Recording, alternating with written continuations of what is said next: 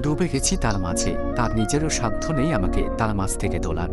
সবার সাথে যাবার ইচ্ছে থাকলেও তাসফির জন্য ওনার সাথে ওনার বাইকে যেতে হলো। এতে গাজিন দলের সবাই পচাতে শুরু করলো আমাকে। সচিব ভাইয়া শ্বশুরবাড়ি যাবার পর যে ভয়টা পাচ্ছিলাম সেটাই হলো। সবগুলো মেয়েরা হা করে দিতে লাগলো ওনাকে। এর আগে দুঃখ হলো অনেক।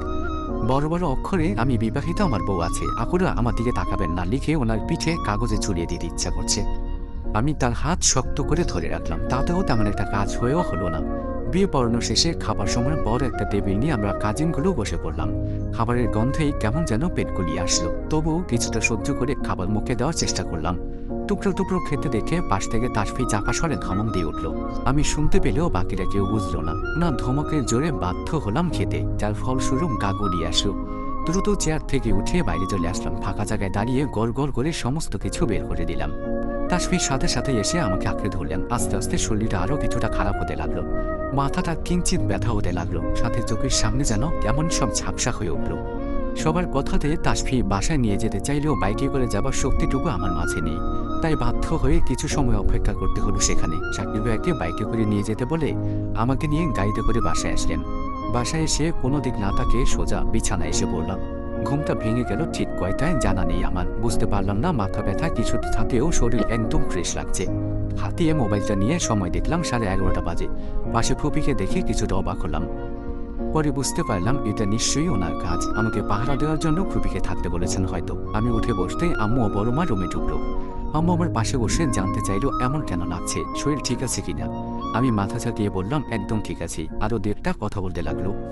এর মাঝে তাসফির কথা জিজ্ঞেস করতেই বলল উনি সবার সাথে আড্ডা দিচ্ছেন। আমি যেতে চাইলে বড়মা কড়া গলায় না বলে উঠল। তাসফিকে পাঠিয়ে দিচ্ছি বলে চলে গেলেন রুম ছেড়ে। বড়মা যাবার পর 5 মিনিটের মাথায় উনি চলে আসলেন। আম্মু এবং ফুপিও চলে গেলেন। রাতের কিঞ্চিত মাথা ব্যথাটা সকালে কেন জানি তীব্রভাবে ধরা দিল। মাথা চেপে ধরে বিছানা ছেড়ে উঠতে চেয়েও পারলাম না। আষ্টে পিষ্টে জড়িয়ে ধরে আছেন উনি। ওনাকে ছাড়ানোর চেষ্টা করতেও ব্যর্থ হতে হলো আমাকে। চিনচিন ব্যথাটা তীব্র থেকে তীব্রতর হতে শুরু করলো। গা গলিয়ে আসতে লাগলো যেন। গায়ের যতটুকু শক্তি ছিল সমস্তটা দিয়ে তাসফিকে জোরে ধাক্কা দিয়ে সরিয়ে দিলাম। ছুটে বাথরুমে গিয়ে কোনোভাবে দেয়ালটা ধরে গড় গড় করে বমি করে দিলাম। গায়ের জমানোর শক্তিটুকু ক্ষয় হয়ে পড়ে যেতে লাগলাম নিচের দিকে। সাথে সাথে তাসফি এসে আটকে নিলেন আমায়। চোখে মুখে পানি ছিটিয়ে কোলে তুলে বিছানায় এনে শুইয়ে দিলেন। কি হয়েছে জিজ্ঞাসা করলেও জবাব দিতে পারলাম না আমি। আস্তে আস্তে সবাই আমার অসুস্থর কথা জেনে গেলে ডাক্তারের কাছে নিয়ে যেতে বলল। তাতে ঘোর বিরোধিতা জানিয়ে না করলাম আমি। সচিব ভাইয়ের বউভাত ছেড়ে সবাই আমাকে নিয়ে পড়ুক সেটা আমি চাইলাম না। গ্রাম ছেড়ে বাসায় আসায় 2 দিন কেটে গেল। ভাইয়ের বউভাতের পরদিনই চলে এসেছি গ্রাম ছেড়ে। এই 2 দিন কিছুটা ভালো থাকলেও আজকে সকাল থেকে আবার মাথাটা ঘুরে উঠছে। কারোর চোখে না পড়লেও তাসফির ঠিকই চোখে পড়েছে আমার অসুস্থতা। তাতেই আমাকে এক প্রকার ধমকে উঠে হাসপাতালে যাবার জন্য রেডি হতে বলেছেন। ওনার সাথে বাসার প্রতিটা সদস্য একই সুরে সুর মিলিয়েছেন। ডাক্তারের চেম্বারে বসে আছি আমি আর তাসফি। সামনে কয়েকটা রিপোর্ট হাতে নিয়ে সেগুলো দেখে চলেছেন মাঝবয়সী ডাক্তারটা। হাসপাতালে আসার পর আমাকে চেক আপ করে কয়েকটা টেস্ট দেন।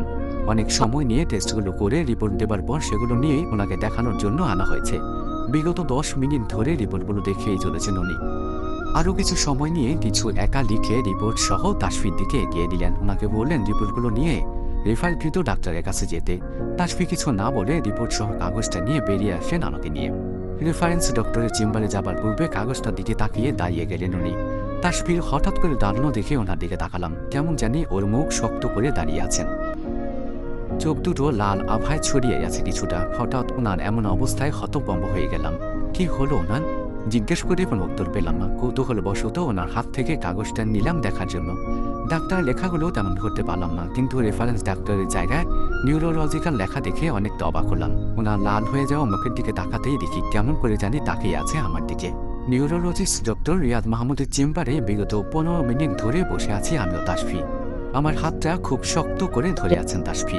মনে হচ্ছে হাতটা একটু আলগা হতে আমি হয়তো পালিয়ে যাব।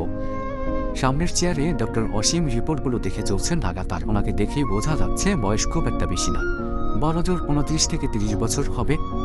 চেম্বারে ঢোকার পরেই তাসফির সাথে আলাপ করে নিলেন তিনি। এটাও জানালেন আমাদের চেম্বারে আসার আগেই যিনি রেফার করেছেন মেডিসিন ডক্টর অসীম পান্ডে ফোনে বলে দিয়েছেন আমাদের আসার কথা। আরও 2 মিনিট পর রিপোর্টগুলো গুছিয়ে রেখে বলে উঠলেন মিস্টার তাসফি, আপনার ওয়াইফের টেস্ট রিপোর্টে যা দেখলাম, আমি প্রথমে কিছু বলতে চাচ্ছি না, শুধুমাত্র সন্দেহ তালিকা থেকে আরও কয়েকটা টেস্ট দিচ্ছি। সেগুলো রিপোর্ট আসলেই জানা যাবে সমস্যাটা আসলে ঠিক কী। যেটা সন্দেহ করেছেন সেটা একটু ক্লিয়ার করে বলুন ডক্টর। ডক্টর রিয়াদ মাহমুদের কথায় তাসফি অনেকটা গম্ভীর স্বরে বললেন কথাটা। ডক্টর রিয়াদ ওনার কথায় হালকা হেসে বললেন, দেখুন মিস্টার তাসফির, আমাদের ডক্টরদের কাজই হলো সন্দেহ করা। একজন ব্যক্তির ছোট ছোট বিষয় নিয়ে আমরা অনায়াসে সন্দেহ করে ফেলি। আপনার ওয়াইফের ক্ষেত্রে ঠিক তেমনটাই ঘটেছে। কিন্তু ডক্টর অসীম পান্ডে আপনার কাছে রেফারেন্স করলো হঠাৎ কেন? আপনার ভয় পাওয়াটা অস্বাভাবিক কিছু নয় মিস্টার তাশরিফ। ডক্টর অসীম স্যার আমার থেকে অনেক সিনিয়র এবং অভিজ্ঞতা সম্পন্ন। সেখানে উনি আমার কাছে কেন পাঠিয়েছেন সে প্রশ্নটা একদম স্বাভাবিক। স্যার হয়তো কিছু ভেবেই আমার কাছে পাঠিয়েছেন। তবে টেনশন করবেন না, এই টেস্টগুলোর রিপোর্ট আসার পর ডক্টর অসীম স্যারের সাথে আমি কথা বলে দেব। সেকেন্ডের মতো সময় নিয়ে উনি আবারও বললেন, আপনি বরং আপনার ওয়াইফের বাকি টেস্টগুলো আজকেই করে ফেলুন। রিপোর্টগুলো আজকে তো আর পাবেন না। আপনি ওনাকে নিয়ে কালকে 4টায় ডক্টর অসীম স্যারের চেম্বারে চলে যাবেন সরাসরি। রিপোর্টগুলো আমি আমার স্টাফকে দিয়ে উঠিয়ে রাখবো। এই রিপোর্টগুলো আমার কাছেই থাক। আর কিছু জিজ্ঞেস করলেন না তাসফি। টেস্টগুলো করিয়ে নিচ্ছি বলে আমাকে নিয়ে বেরিয়ে এলেন। পরপর টেস্টগুলো করিয়ে নিলেন। তারপর আরও একবার ডক্টরের সাথে কথা বলে আমাকে নিয়ে বেরিয়ে আসলেন হসপিটাল থেকে। ওনার চোখে মুখে চিন্তার ছাপ স্পষ্টভাবে ফুটে উঠেছে। একদম চুপ করে আছেন। আমি কিছু বললে হ্যাঁতে জবাব দিয়ে চলেছেন। আর আমিও তাই খাটলাম না, ওনাকে চুপ করে গেলাম। তাসফির এমন অবস্থায় আমারও অনেকটা টেনশন হতে লাগলো। মানুষটা এই অল্প কিছু সময়ের মাঝে চোখ মুখ করুণ অবস্থা করে ফেলেছেন। টেনশনের মাত্রাটা কিছুটা বেড়ে যেতেই মাথার ব্যথাটা আবারও চালা দিয়ে উঠলো যেন। বাইকের পেছনে কোনো রকমভাবে বসে ওনাকে শক্ত করে ধরে পুরোটা পথ পাড়ি দিলাম। রাত হয়েছে অনেকটা। বাসায় আসার পর সবাই কি হয়েছে জানতে চাইলে উনি বললেন, কালকে আবারও যেতে হবে। বাসায় আর কেউ কিচ্ছু বলল না। রুমে এসে ফ্রেশ হয়ে খাওয়া দাওয়া শেষে উনি ওই বাসায় চলে যেতে চাইলেও আমি ঘোর বিরোধিতা করলাম। ওনাকে রুমে আসতে বলে বিভিন্নভাবে আটকানোর চেষ্টা করলাম। আমার বারণ না শুনলে হঠাৎ কান্না পেয়ে গেল। তাসফির হাত ছেড়ে দিয়ে আস্তে করে বললাম, আচ্ছা ঠিক আছে যান আপনি। বলেই বারান্দায় ছুটে এসে ফুপিয়ে কেঁদে উঠলাম। হসপিটাল থেকে হঠাৎ ওনার চুপ হয়ে যাওয়াটা মেনে নিতে পারছি না আমি। কেন জানি হাজারো ভয়ে এসে জেগে ধরছে আমায়। বারবার মনে হচ্ছে ওনাকে হারিয়ে ফেলবো আমি হয়তো। প্রায় 2 মিনিট পর পিছন থেকে জড়িয়ে ধরলেন তাসফি। ছটফট করে ছাড়িয়ে নিতে চাইলেও পারলাম না। ওনার হঠাৎ স্পর্শে আবারও ফুপিয়ে কেঁদে উঠলাম। উনি আরো গভীরভাবে জড়িয়ে নিলেন। কানের কাছে মুখ নিয়ে আস্তে করে আদরে গলায় বলে উঠলেন, আমি যাচ্ছি না তোরে বাবা। এইটুকুতেই একেবারে কেঁদে কেটে অস্থির করেছিস না? আপনি খুব খারাপ, বারবার আমাকে শুধু কষ্ট দেন। আপনার চুপ করে যাওয়ায় আমি যে কতটা কষ্ট পেয়েছি জানেন? আপনার যাবার কথা শুনে আরো বেশি কষ্ট হচ্ছিল।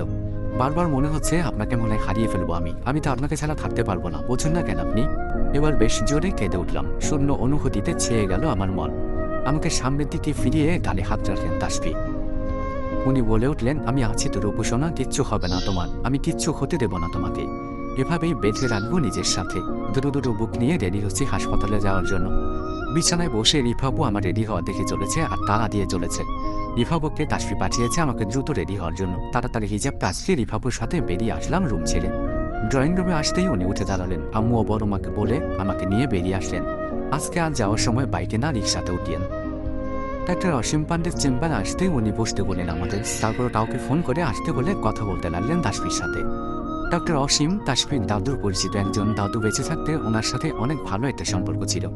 পরিচিত ডক্টর বলে তাসফি আমাকে ওনার কাছে নিয়ে এসেছেন। ওনার কথার মাঝেই ডক্টর রিয়াদ চেম্বারে ঢুকলো কিছু ফাইল হাতে নিয়ে।